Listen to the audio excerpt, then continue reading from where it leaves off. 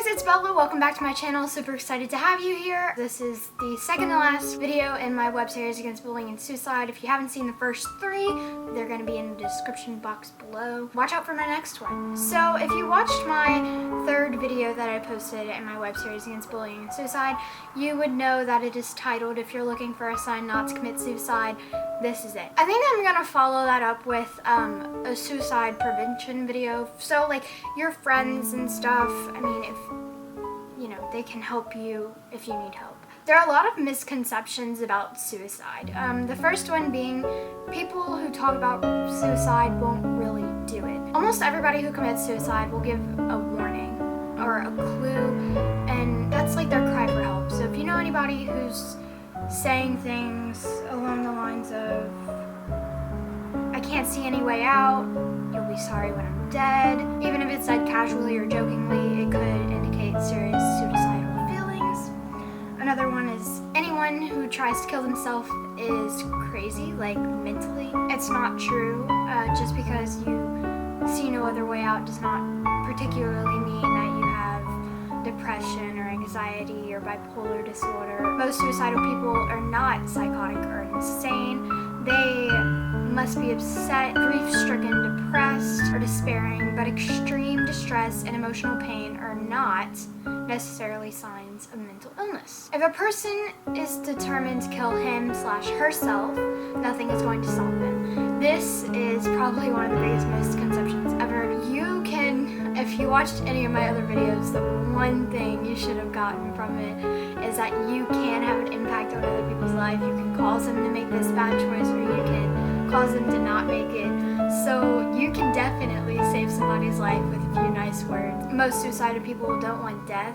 They just want the pain to stop. So if you can find the source of their pain and make it stop or help them to cope with it. People who commit suicide are unwilling to seek help. Studies of suicide victims actually show more than half of the people who had committed suicide sought medical help in 6 months prior to their death. So people may reach out. Another misconception is that talking about suicide can give somebody the idea. You don't give a suicidal person morbid ideas by talking about suicide. The opposite is true. Bringing up the subject of suicide and discussing it openly is one of the most helpful things you can do for that person. Some warnings of suicide. You should definitely take any suicidal talk or behavior seriously. It's not just a warning sign that the person is thinking about suicide, it's a cry for help. Some suicide warning signs are the person talking about suicide saying things, "I'd be better off dead," "You'll be sorry when I'm gone," seeking out lethal items such as guns, pills, knives, other objects that could be used in a suicide attempt. They have an unusual focus on death, dying, or violence, writing poems or stories about death. They have no hope for the future. They're feeling hopeless and there's no way of getting out. They feel worthless. They feel guilty, shamed, self-hatred. They feel like a burden. Everybody would be better off without them. They have usual unexpected visits or calls to family and friends saying goodbye to people as if they won't be seen again. They have a desire to be left alone. They isolate themselves from their friends and family. They increase drug and alcohol use, reckless driving, taking unnecessary risks as if they had a death wish. A sudden sense of calm and happiness after being extremely depressed can mean that a person has made the decision to commit suicide.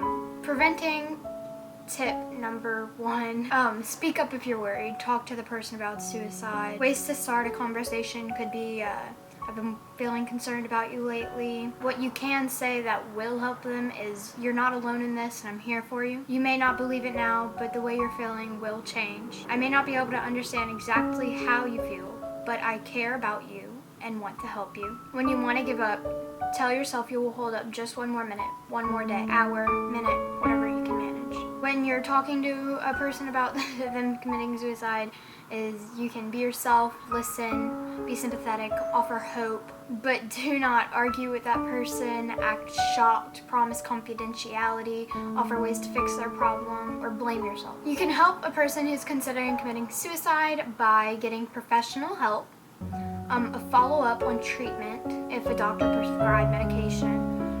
You can be proactive.